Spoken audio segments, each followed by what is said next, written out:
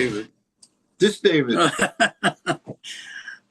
So, are you happy with the press and fan opinions about the people in YouTube for the new single "World on Fire"?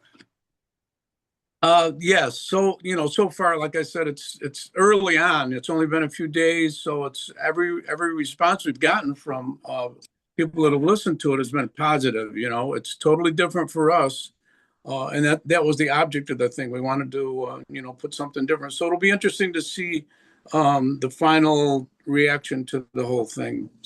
It's all good so far. I've never had better response from all the Rods fans I've been contacted by. They're just blown away by the song, and they didn't expect it. They didn't expect a 7-minute song. They didn't expect the song that it is, almost a ballad, kind of like I'm trying to say the Pink Floyd-ish. Just didn't expect that. Almost like a Freebird. Mm-hmm. So great. Go, please. Just I have to say that I love the album. It's really strong and catchy. The first song, "Eyes of a Dreamer," it reminded me the English band Magnum. What band again? Sorry. Magnum. I don't know if you know which band it is, but okay, it doesn't matter because it's a good starting. "Eyes of a Dreamer." It's a really good song. Oh yeah, thank you. Yeah, that's one of my favorite songs. And the second one, "Rock and Roll Fever," it reminded me, it's closer to Manowar, but they are from New York. You play with Joy DeMaio, so I suppose the influence, the crossover with Manowar is something natural for you. Well, the three of us, Carl, myself, and Joey, we've kind of like almost grown up together, except for the younger years. We come from the same world, basically. We started out, around the same time. Our interests are the same. We all like hard rock, heavy music. So we came from the same, melting pot of that whole type of music. So I think it's because, it's kind of old school, and that's probably why it reminds you of that. But similar influences and backgrounds influence our playing. So for all of us in songwriting, so you kind of strain it through your own personal approach to things, but it's no doubt there would be similarities. So can we define the road sound nowadays like old school heavy metal? I think we've been, if you listen to the first album and draw a direct line to this new album, we've pretty much stayed true to ourselves. We haven't really chased any trends. We haven't tried to become a thrash metal band. So whatever you want to call it, when we first started, we're a hard rock heavy metal band, which had kind of punk leanings, and we kind of stayed true to that. I think we've matured more. I think we all play better. I think David's songwriting has really turned a corner, and I think his playing has gotten better. And the addition of Freddie has been an amazing thing because we didn't have that input. And Gary was a great bass player, but Gary was not. He was reluctant to work out parts for the drums and different rhythms and different ideas. And Freddie is all about that. So Freddie brings a lot to the band, and plus his sound and his style. So it's been great having that third piece that was kind of lacking in the band before and musically. So on the recordings. So it's a new day, but I think we're pretty much true to ourselves, and you can call it heavy metal, hard rock, whatever you want to call it. It's the same. I'm not even sure that when we started the band, everything was being called heavy metal. Yeah. It was like in the new, but it was, who knows? Yeah, hard rock, heavy metal, there's so many different genres of it anyway. So and then down the line, Bon Jovi became heavy metal, which, so it was a wide spectrum of what was considered heavy metal. I'm from Spain, but Bon Jovi was from New Jersey, and you came from New York. It's okay? Yeah. Close. Yeah, close. It's about New Jersey's, like from where I live in New York. Carl lives in Pennsylvania, but where I live in New York, probably 2.5 hour drive to New Jersey. So it's not that close, but we still call everybody New Yorkers, because we're in that area, whether it's New Jersey, Manhattan, upstate New York. If you tell somebody you're a New Yorker, if you're out of the country or anywhere, they automatically think you live in Manhattan or New York City. Right. So, and we used to get early on. We used to get the interviews. Oh, so you must know Twisted Sister because you're from New York. But New York, metropolitan, Long Island, New York, that's a whole other world. And New Jersey is a whole other world, even though it's just across the river. The music that was coming out of that area, Southside Johnny and Bruce Springsteen and Bon Jovi. And I mean, that was a whole different thing as well. So different style, even though they were very close regionally. So it's, we're all basically 2 hours apart, but musical influences are different. Oh, great to know. Okay, I want to say you my favorite song from the album. It's "Time to Rock." It is an anthem. It's perfect to play live. So I need to know your opinion. And by the way, is your favorite song? Well, that's cool. You like Time to Rock. There was another interview I did earlier today, and they love the fact that, we had such a great time at Time to Rock Festival and that there was a song written that connects with the audience. And we've always tried to write songs that connected with our audience. But I don't, David can explain more about why he wrote that. But it's great to see people love that song. And well, I think, as soon as I knew we were going to play this festival called Time to Rock, I instantly said, what a great title. It's like, that's a great title for a song, Time to Rock. So, I just took that title and started to work with it to create a song because I thought the title was so good. And, I didn't know what it was going to come out like, but it came out to be a very strong song. And I think it does send a message and, it's part of the, brotherhood of, people that like rock and heavy metal. I want to ask you about another song, "Make Me a Believer." I think it's beautiful. It's different, and the sound it's closer to Rainbow. And by the way, I love the guitars of this song. That song was written probably 30 years ago. I mean, that was a song that wrote that for some reason, we never recorded it, did we? We never recorded that song except for that live show that Shmulik sang. Make Me a Believer? Yeah. It's on Heavier Than Thou, Shmulik sang. Yeah. So that song has been around a long time. I don't know why we never we played it live for a while. Played it live. It never really became a staple. The album that was a live album that Shmulik Avagal sang on, that's the only time it's been recorded.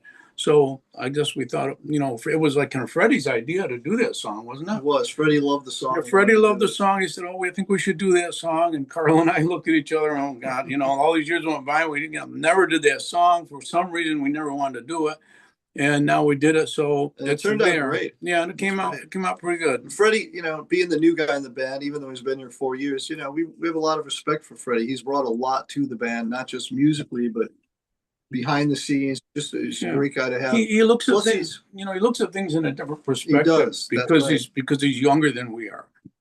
So we some of the things he comes up with, Carl and I will look at each other and but usually comes up with some really great things. And he wound up sequencing Rattle the Cage. Yeah, because David and I had done the sequence and Freddie did one, and we're like, what, that's a pretty good sequence order. So we went with it. Hey, and do you have plans to play this album on stage in America? Well, we have plans to play. It's just that we don't. Right now, there's no shows booked. And the album was supposed to be released January 19th, and if it had been released, then we would probably be doing some festivals and doing live shows. But it's now September 5th, which is now the Christmas season, and it's winter, and I do not want to be on the road in the winter with snow and ice myself. Been doing it for too many years. It's not fun, and the vehicles are never warm enough and whatever. So, so now we're probably looking at maybe doing festivals in the spring and summer of next year, and maybe after the first of the year, once we get early spring, then maybe we'll start doing some regional dates. But right now, we have nothing on the planned. I am from Barcelona. I need to ask you about, I don't know, the last time you played it in Europe, and if it's something that could happen in the near future. Well, the last time we played was last October in Australia, actually. Um, Played 3 dates in Australia, and that was the last shows. I mean, we had opportunities and offers to play this year, but we turned them down because we were under a lot of pressure to get this album done because it was originally supposed to come out in January. So Right. we didn't want to take any time away from the recording process and getting the album, the artwork, the mixing, the mastering, the whole thing done. So we didn't take any live jobs, and then we find out that it's not coming out in January and it's not coming out till later. So we kind of like threw away a whole summer of possible doing some live shows. And we were reviewing the video in the airport at Australia. Like that's how tight the schedule was to get it so we'd have it for January 19th release, which of course turned into September 5th. Okay, I want to ask you about the dogs because it's a symbol of the band. So why did you choose the dogs as a symbol? Well, the second album, Wild Dogs, was one of our most successful albums. Fans love that image. In South America, the image is iconic. It's not even always associated with us. It's just an iconic, that painting, that cover. And the fans love it. And so we thought it had been brought to us by Oliver at SPV about updating the Wild Dogs cover. And so we did it for Brotherhood. And then we thought, you know what, let's just stay with that theme. So it was pretty much a no-brainer for us to go with that identity. It's a beautiful symbol, I think, and really heavy metal. Okay, I have read that when you started playing as a band, Deep Purple were there, and they love your music, what you do. So you met the guys of Deep Purple in the beginning when you started. Which people? Sorry, I didn't understand. Deep Purple. The guys of Deep Purple. Maybe I have read something that was wrong. Yeah, David and Elf with Ronnie, they toured extensively with Deep Purple. So yeah. Okay. So the road started in 1918, but you were a bit part of Elf, but you play in the first incarnation of the Electric Elves. Am I right? Yes.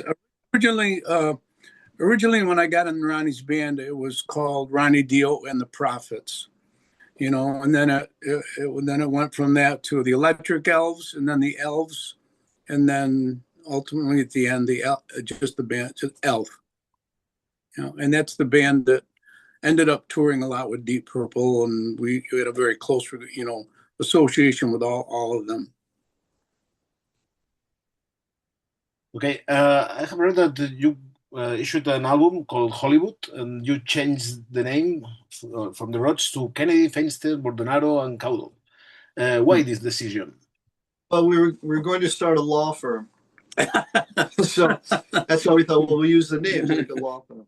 But David and I have always written melodic songs. David, writing with Ronnie, wrote melodic material. With the Rods, we're more three-piece. We wrote to be a live band. The songs had to come across and be able to do them live with three pieces. But we both wrote a lot of extra material. So we thought we'd been recording some pieces that we didn't put on Rod's albums. And so when it came time, I thought, let's put this together. We have some of these recordings, we can finish them. But we didn't want to call it a Rod's album. So we called it the Hollywood Project, we didn't want to deceive the fans. We didn't want any fans to pick it up and go, oh, new Rod's album. And go, wait, what's this? This doesn't sound like the Rods. So Rick Caudle came in and sang unbelievably well.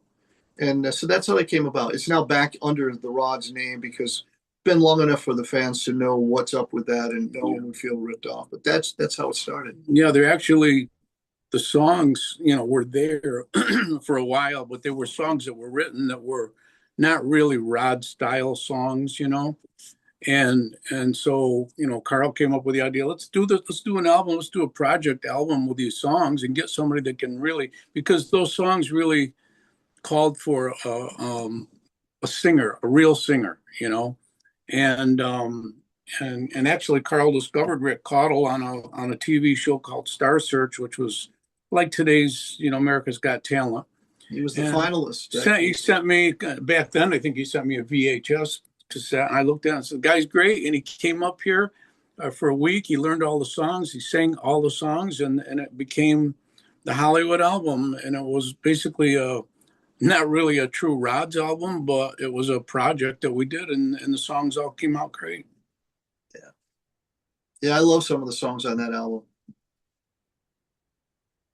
Hey, let's talk about the 90s, because the decade of the 90s were a nightmare for every heavy metal band. So how do you remember the 90s?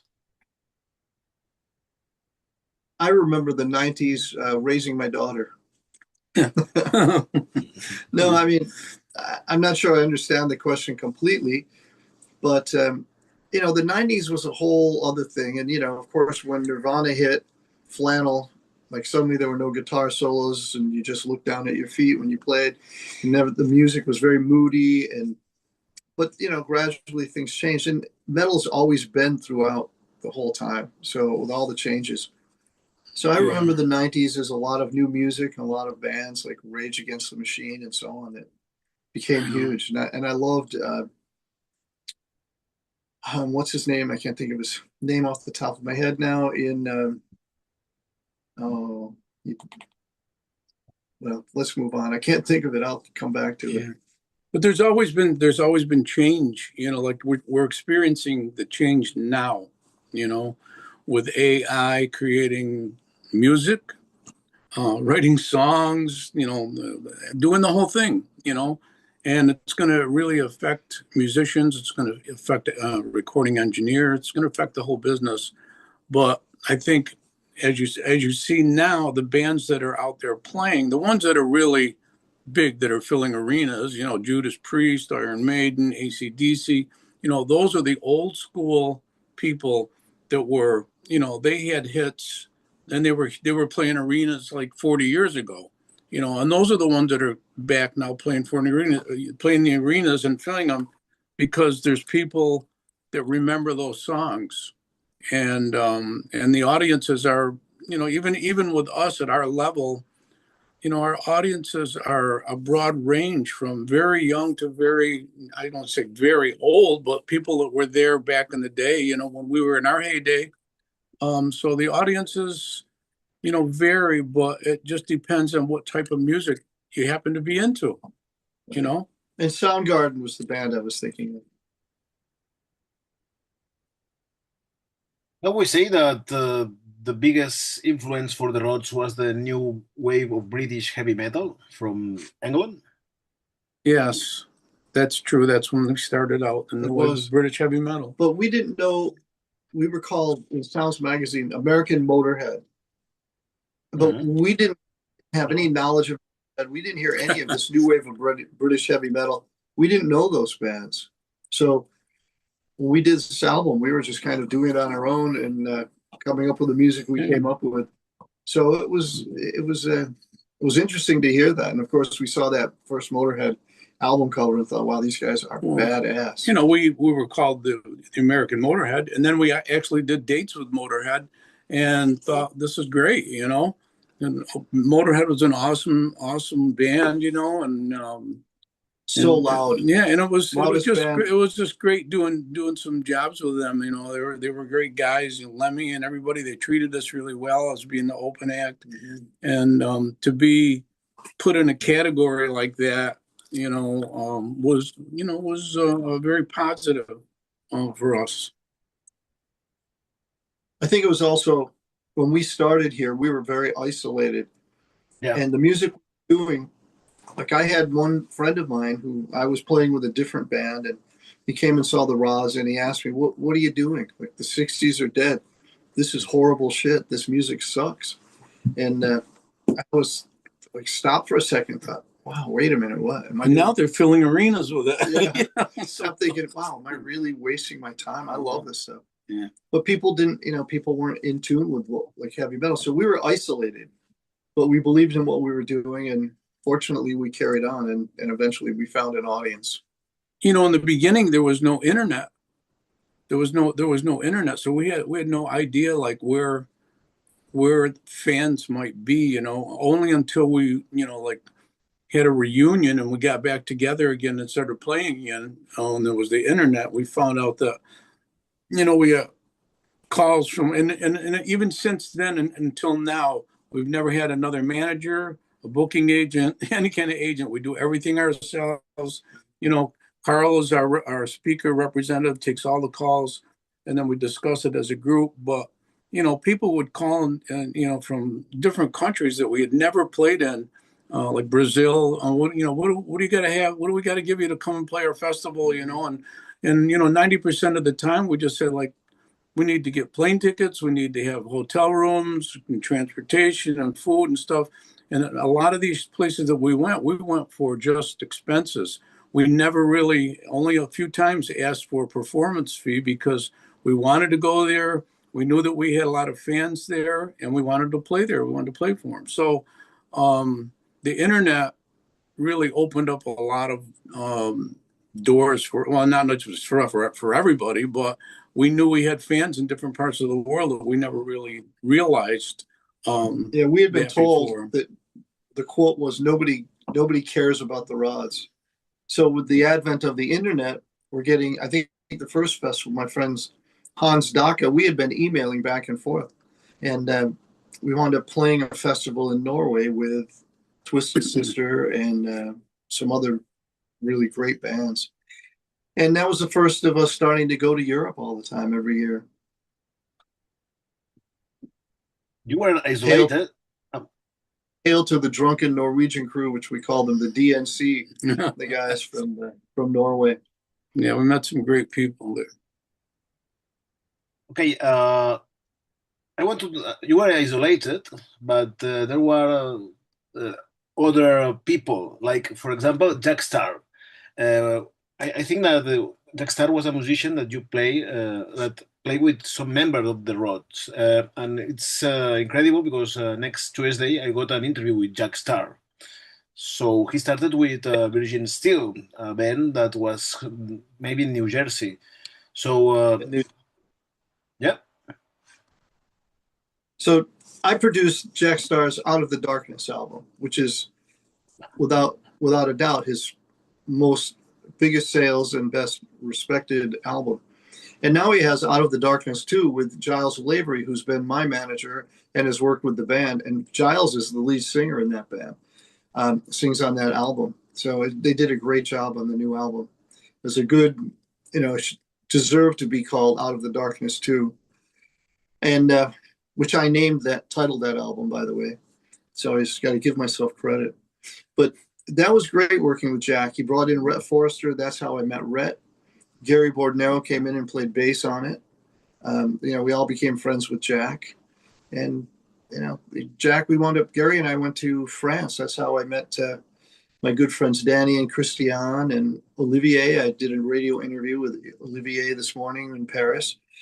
And we went to do Les Bourgets, which was the Breaking Sound Festival. And Gary and I played that with Rhett singing lead and Jack Starr playing guitar. And that's how we wound up doing the Out of the Darkness album in Paris for 3 months. Great to know. I will ask Jack on Tuesday about the Rods and about you. Okay.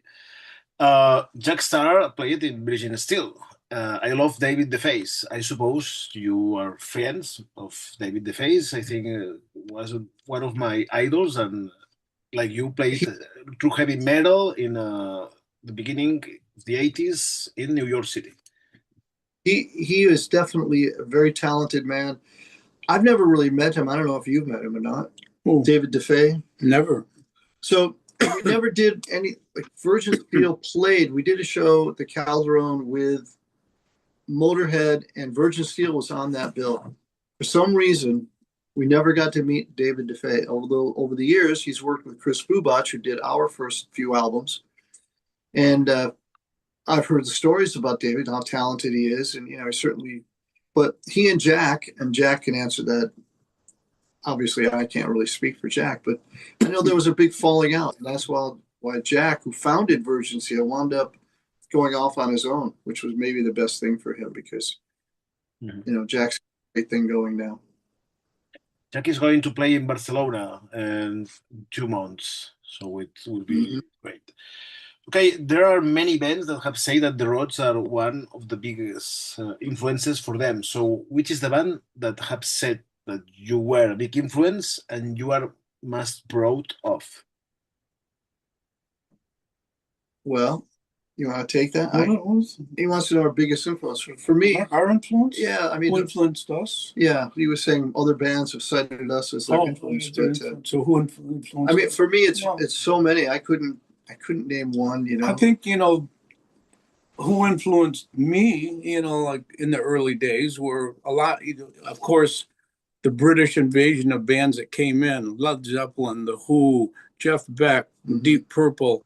All those bands were the bands that influenced me. And same for me. And still influence me today. I mean, there's a lot of bands that have come out obviously since then that are really great, that I like their music and everything. But those bands are the ones that really were the inch. I mean, when Hendrix came out and all that whole, 19 in the 70s and the whole deal. I mean, it was just a different period of time that will probably never, I shouldn't say never, but should never be repeated again. I mean, it was just an incredible period in time that I feel very thankful for being able to be alive during part of that. And I'm sure bands like Greta Van Fleet, Gunshine, Rival Sons, they're all derivative from those 70s bands and playing great stuff, but it's a throwback to those days and those bands. It's a homage, if you will, to the music. Okay, I need to ask you about Ronnie James Dio. So, how do you remember when he started with Rainbow, with playing with Richie Blackmore? What did you want to know about it? I want to let's talk about Ronnie James Dio, and you were your cousin. Yeah. So when he jumps to the next level, playing with Richie Blackmore.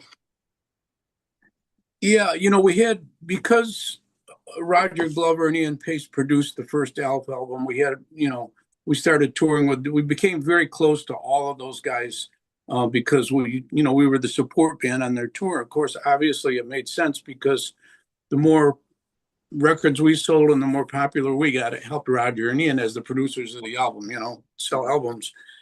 But we became very close to all of them. They're all great guys. They treated us well, and everybody, including us, well, maybe not us so much, but everybody has their little idiosyncrasies. And those guys did too. They didn't really, a lot of times, the Deep Purple, I know we're talking about Ronnie, but this takes, the Deep Purple, the guys in the band, they really didn't hang around together that much other than on stage. But when they were on stage, it was something that was magical. They were just an incredible band on stage. So, we had a close association. So when I left the band for a while, my intention when leaving Elf wasn't to leave forever. It was to leave. I needed a break. I needed to get away for a couple of months. I needed to, just do something different. And which, when I think about it now, it wasn't the fair for me to do that. It wasn't the right thing for me to do that. It was one of the right things, one of the many things that I did in my life that wasn't quite right. But it wasn't right because I kind of left the band, and I was like, I need some time off. I don't care what you guys are going to do, but I need some time off. Well, they moved to California and continued on. And of course, because Richie, and this is something I never understood either, is Deep Purple was probably the biggest band in the world at the time. I mean, we were playing arenas with them. Why the guitar player would want to leave that band and start another band? Of course, that's happened a lot. It's happened with Van Halen too. But why? So, because of the close association and because Richie knew Ronnie well and knew the Elf band well, for Richie to take off and start his own band, he had a band right there. He took the Elf band for his band. Ronnie had an excellent voice, was a great writer, and took the Elf band for his first Rainbow band. And that's how the whole thing with Ronnie started. Now, when I would follow what was happening, I knew at that point in time there was never going to be me going back to Elf because there was never going to be an Elf again. And the thing that always questioned in my mind is if I hadn't left and needed some time off, would Ronnie have actually taken Richie's offer to go? Maybe Elf would have created their own success, but that's a question that will never be answered. Well, you have to think there's some validity to that because Deep Purple had a big hit with Woman from Tokyo. And if you listen to I'm Coming Back for You by Elf, it's very derivative from that song. So very, very possible that Elf would have had some chart success, which would have changed the course of history. We were on tour with them when that album came out. And when we listened to the album, we looked at each other and goes, we never heard John Lord play piano before in any of the songs. But and that's another question. But anyways, the first Rainbow lineup, it was the Elf band, and then one by one, Richie got rid of, or there was some kind of falling out with one of them, and I don't know if they quit, got fired, whatever. Ronnie stayed in the band for I don't know how many couple more albums, but I'm not sure, how things ended between Richie and Ronnie. When Ronnie finally left Rainbow, I'm not sure, unless you're in the inner circle of what's going on. You don't know exactly what happened, but. Talking about Ronnie and I think that Ronnie and Richie together as songwriters, because their minds were in the same, vein. Ronnie was into this medieval stuff, he had a creative mind with his writing, and Richie was into the same thing, this medieval thing, and the writing, some of the songs that they came up with, when they were together were, today they're like fabulous songs. So I think that if they had stayed together, there would have been some phenomenal stuff, but who knows, like things break up. Why does the biggest band in the world, why does one person want to leave and start another band? Why did David Lee Roth or whatever happened to Van Halen, the biggest band in the world? Why does one of them leave when they're on top of the world? So nobody knows those questions, and probably a lot has to do with egos of people. I want to do something different. I think I can do it better without you guys, or whatever. Who knows? But the Rainbow Band. Whoever played in it, they had some great songs, especially with Ronnie. And I think that one of the things that split Ronnie and Richie apart was that they were a huge band, but they weren't huge in the United States, and they didn't have a hit in the United States. And Richie wanted a commercial hit in the United States, and Ronnie did not want to go for that. He would not, I think the song might have been the one Since You've Been Gone. Ronnie would not sing that song. He just didn't want to sing it. And I think Richie wanted a commercial hit in the States, and Ronnie didn't. And that might have been, one of the reasons why there was a split. Yeah. Who knows? And it became a song Richie never played. Yeah. Who knows? But I have to say about Ronnie, I had met Ronnie in the early days. It was always nice. I used to go see Elf. We rehearsed in a finished garage, and they rehearsed in the house. So I would see the guys in passing when I was in the band Raw Meat, world's worst name, by the way. And but when Ronnie came here to this studio to record Metal Will Never Die and The Code, the song I wrote that David suggested Ronnie sing, that experience with Ronnie was amazing for me because I'd worked with so many great singers. And David had always said, Ronnie's a one-take guy. He'll change it. If he wants to change something, that's when he'll do a second take. And I'm like, okay, yeah, I told Carl, and I know Carl had worked with a lot of singers because he was producing all these bands, and I said, you're not going to believe it. When you see Ronnie work, it's going to be different than any other singer that you've ever, worked with. And I think Carl at first, I just couldn't. okay, I couldn't believe it because I worked Yeah. with great singers, and nobody. You may have a line executed properly, but it'll be a little flat. You want to say, do another one, do Yeah, another a little- one. You can do this better. You're a Yeah. little off key there. Ronnie came in, and it was everything David said. I thought, well, he's his cousin. He's been in a band together. He's like, he's probably remembering it like it wasn't. Like, oh yeah, he was one take, but probably wasn't. But he really was. He came in, nicest, just a humble, intelligent man. So, but what a great singer, and his interpretations of the song. And he sang one take. Everything was one take. And that was it. Not only that. This is when Ronnie decided, because we had talked about Ronnie was coming back home here quite often during that time because both of his parents were getting ill at different times. And he said, I'll sing a song I'll come and sing the song, a couple songs, whatever. I said, okay, we talked about it. So he had called and said, I'm coming in next week. He said, I'm going to be there for an extra day. He said, it'd be a good day. I could sing a song or two. I said, okay, great. And of course, Carl and I got together and we figured these are two songs because Metal Will Never Die was written probably 2 years before he passed away. And Carl had written a song called The Code that was not a Rod song. There's no way we could have pulled that off. Mm-hmm. So I said, these two songs would be great for Ronnie to sing. So we put them on a cassette tape and I did a scratch vocal track. So Ronnie comes into town. I remember the night before we were at the Hollywood, he was having some beers, so I took a boom box, it's a little tape recorder, and I gave him a cassette tape and I said, these are the two songs we're going to record tomorrow. And I said, hey, there's a scratch vocal on them. You can listen. I said, when you go back to the hotel tonight, you can listen to these songs and get an idea of what they're all about. So the next day comes and he comes here to the studio. And I said, did you listen to the songs last night? And he goes, no. I go, what do you mean? He goes, I was tired. I didn't listen. He hadn't listened to them at all. He had no idea what the songs were. So he goes into the vocal booth that day to record with the boom box. And each song, he would play the reference cassette, the first verse of the song, right? And he'd listen to the first verse and he said, okay, let's do a take. And then he would do a take in his own style and in his own way. And it was phenomenal, and that's the way he recorded both songs. He just listened to a verse, he listened to the chorus and he sang it his way, and it was incredible.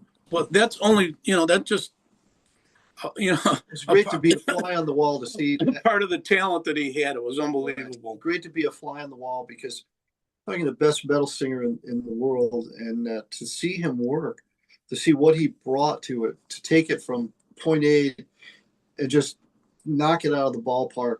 It was unbelievable to see someone work. I mean, he was such a cut above anyone I'd ever worked with, and I've worked with some great people, and he was far and away more on top of it than anyone. Never off key, never wrong. And here's another little story that goes along with it if you want to talk about Ronnie. I went during the Dio days. I went to New York City to hear them play. They played Roseland Ballroom or one of those places there. And I walked into the dressing room and a very strong smell of eucalyptus filled the whole room. And Ronnie was sitting in the corner with one of the inhalers with steam coming out, with his face right in it. I go, what's wrong? He goes, oh, I'm so sick. I'm so stuffed up. I can't breathe. I feel terrible. This, that. I said, why didn't you cancel the show? He goes, I would never cancel a show and disappoint the fans or disappoint the promoters unless I absolutely had to. Okay. So I can remember that night, I think Craig Goldie and I had to help Ronnie put his boots on before he went downstairs to the stage. That's how awful he felt. And they played a 2-hour set, and Ronnie sang like there was nothing wrong with him at all. He sang spot on, Everything was perfect. He sang great for 2 hours. Then when the show was over, we go outside to the bus, and he stands outside the bus for over an hour signing autographs until the last person was gone. And finally comes onto the bus and says to me, Rock, I gotta go lay. I'm sorry, but I gotta go lay down. And I'm thinking, oh my God, you should have done this like 5 hours ago, but that's the kind of guy he was. He was dedicated, and he never warmed up. He was a singer. He never warmed up before any shows. That's how talented he was. I was He shocked. was just one of a kind. We saw Heaven and Hell in Binghamton, and we were on stage right before Radio City, and I was in the dressing room, and he's just mellow. He's talking to everybody. It's I guess it's time. He goes, finds a shirt, takes a sip of this beer he liked. I don't remember the name of it, but it's kind of beer. He had a couple sips of it, and that was it. And he goes, okay, guys, let's go, boys. We're going to the stage. He goes on stage. No warm-up. I'm like, where's the warm-up? Like, what? And he sang his balls off like he was 18 years old for the whole show. And at the end of the set, he was stronger than at the beginning. And I was once again amazed that he could sing like that and be that powerful and that control. Unbelievable talent. He certainly knew how to control his voice. And when you listen to the old live recordings, whether it's Sabbath, Dio, or anything like that, and you listen to him singing, there's no auto tune back then. Everything he's saying, it was on key. It was perfect. There was nothing that was flat or sharp, and back then there was no such thing as auto tune, just a lot of monitors. But he was a talent that was just hard to believe, just one of a kind. Yeah. Amazing and beautiful stories about the master. Okay, finishing.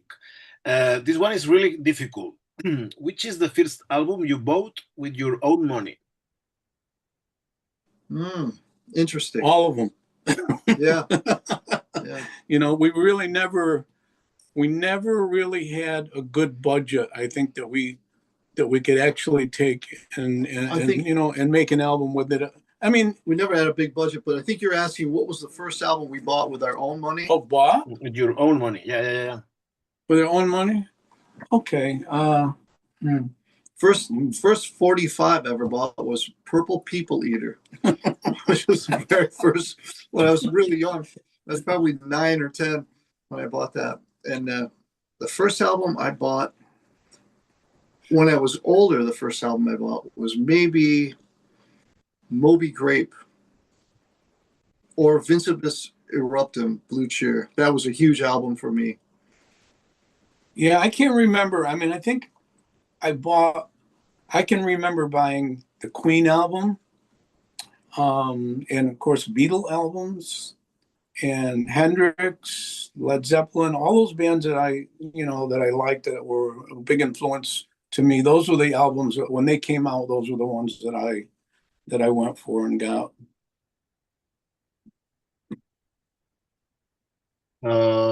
Last one. Do you remember the first time you cried in a concert? Do you remember the song the band was playing? Say that again. The first time you cried, emotion that moved you so deeply. If you remember the first time you cried in a concert. Oh, in a concert. Interesting. I don't know that I've ever cried at a concert. Music has certainly touched me, but I think for me, I don't know that I've ever cried in a concert. Well, I think for me, I don't think I ever cried at a concert, especially with some of the bands that we opened for in the early days, like Alice Cooper. But after Ronnie died, everybody was, very emotional. They had strong ties to him. So when I would hear, like we did 30 days with the Dio Disciples the year after Ronnie died in 2011 through Europe, and then hearing them play Ronnie's songs were like very touching for me, and I can remember tears coming to my eyes, to listen to those songs with the other singers singing them, even though the other singers really never came close to, performing the songs like the way Ronnie would do it. But yeah, tears would come to my eyes hearing some of those songs, you know, because of the lyrics, because of the melodies, because of what the song was all about, and the fact that Ronnie's dead now, you know. So yeah, it's very sad. Okay, we are finished, but I want to ask you if you can say, hello, we are the Rods, and please check out our interview in Starway to Rock. Why don't we do individuals? Hey, this is Carl Kennedy, Rods, and oh, sorry, I'm gonna start again. This is Carl Kennedy from the Rods. Check out our interview on the really cool. Oh wait, now I forgot. This is Rock. What's the Starway to Rock? Starway to Rock. Stairway to Rock? Okay, this is Carl Kennedy from the Rods. Check out our interview with Stairway to Rock. It's the place to get the real info. Hello, everyone. This is David Rock Feinstein, and you're listening to the Stairway to Rock. It's the place to be. Excellent. Okay, I am reviewing your album. I enjoy it a lot, and I hope to see you on stage soon in Europe. And we hope to be there. Let's hope in the spring we meet in person. I would love that, David. Great. Okay, I have here it's 8 o'clock in the evening, so I don't know if you are in the morning, in the evening, but thank you for have a nice day. It's almost 1 o'clock in the afternoon here. We're going to go to David's restaurant now. He's going to feed me. It's perfect. Okay, guys, thank you for this interview. Goodbye.